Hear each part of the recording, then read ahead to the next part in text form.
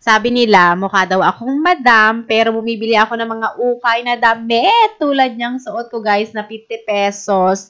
Kulang yan nabili noong nag-garage sale ako. May nabasa akong comment doon. Pero nga, diba, sabi ng isang actress na si Emma Watson, if I can remember, wearing unbranded and cheap clothes, it doesn't mean you are a poor. Remember, you have a family to feed, not a community to impress, which is true, diba? Kung may pamilya kang pinapakain, huwag kang maging antife. Hindi na kasi uso ngayon yung marites. Ang uso na ngayon, may bago na, guys.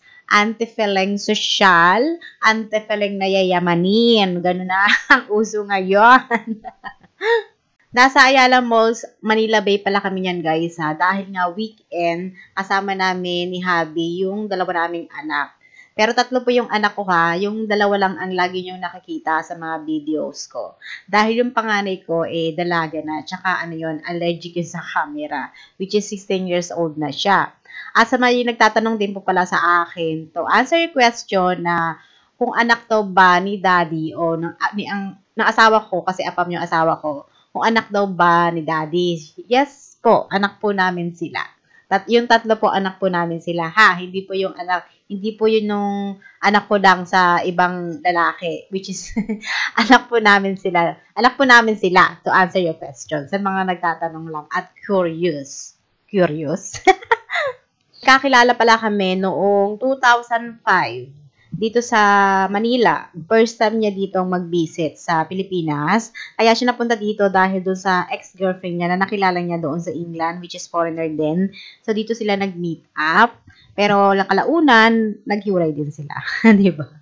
Ayaw niya kasi doon. Well, anyway, ayun, na-inlove siya dito sa Pinas. And then, syempre, nakilala ko siya. And then, nakilala niya ako. Which is, lalo siyang na-inlove. Kaya, hindi na siya bumalik doon sa kanila. Dito na talaga siya nanirahan with May. O, diba? Ang haba ng hair. Charis. Kinasal pala kami noong 2012. I think 2 na yung anak namin.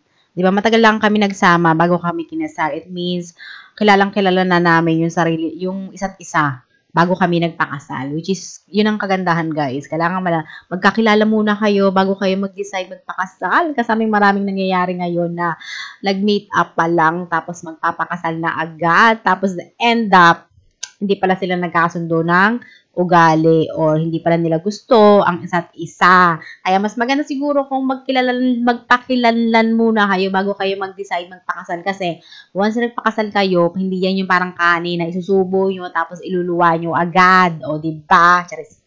Ayun, bakit naman kami naninirahan dito sa Pilipinas? Bakit hindi doon sa England, which is mayamang bansa, 'di ba? Mas maganda doon tumira. Pero kasi mas prepare namin dito na mag-aral yung mga bata. Kasi iba kasi yung way doon na super rebelated. Rebelated pa. mas gusto ni daddy yung way ng pagtuturo dito sa Pilipinas. Pag nag-college sila, yun, pwede naman silang mag-aral doon. Kasi naman sila dual citizen naman sila. So they can decide. Well, but nga, this time, na maliliit pa sila or kaya pa namin dito mag-stay at may mga magaganda pang offer na trabaho kay daddy dito. Kasi dito sa Pinas, kapag may pera ka, masagana ang buhay mo. Which is, marami kang mapupuntahan. Hindi katulad doon sa England na medyo malungkot ang buhay doon, no? Trabaho lang, trabaho, ganun lang. Dito, pag may konting pera ka, mas marami kang oportunidad. Yun lang muna ang ating backstory sa aking vlog. Welcome to Filipino Village! Sharon! Pasok tayo. Tingnan natin kung ano yung meron dito. Ay, mga jewelry! Ay, perlala! Perlala! Ayun yung mga uso ngayon. Ikaw lang alam, BGA ba tawag din? BCA. BCA? BCA. Kala ko BGA. Oh my God. Daddy, come here. Come here. That one. Yeah? Why are you laughing? Because I'm just laughing at the joke that you're playing with me. And I want that one too. Really? Yeah. Too bad. No. Actually, I want the black one. The black one. Mas mahal ba yun? May necklace kasi akong black. Wala akong earrings. So, I need some earrings. The black. Yan o. South Sea. South Sea. South Sea ang mga yan. 14K. Mahal ko. Mga South Sea. Wala nakalagay na pre. Ayun, 7,500 ito. Ay, malit lang? Yeah. Ito, 46. Ay. Kasi gold. Gold 46. 11mm5, 14K karat. Ang ganda! Ang ganda rin ng ano. Ang ganda rin ng price.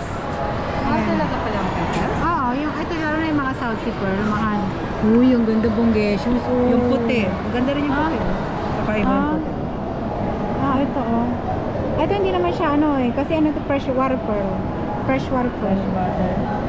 Fresh water pearl. Ito.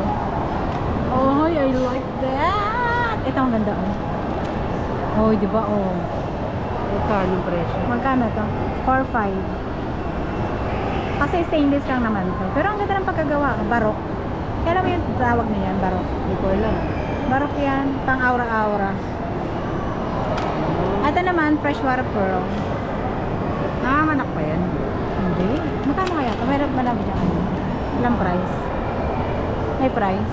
Ewan ko ito yan. Hindi ko lang ito yan. 6.5. 6.5 siya doy. Mahal pala, no? Ito na, no? Mga ganun mga presyohan nito. Pero depende kasi sa pearl kung ano siya. Ano kasi? Kung anong klase. Mas mahal. Ito may ganito, no? Pero ito kasi, ano lang to eh. Mura lang siya. Mura lang. Ay, yung mga ang mas mahal is yung South Sea. Yung mga ganito. South Sea tawag yun. Yung mga talagang bilog na bilog. Tsaka yung makinis. Like this one. Kano? 7,000. Yes, ma'am. Lahat yan LED. Ano yung laki niya, te? 42 diameter. 42 inches. Ito yung pinakamalaki. 7,000 daw to.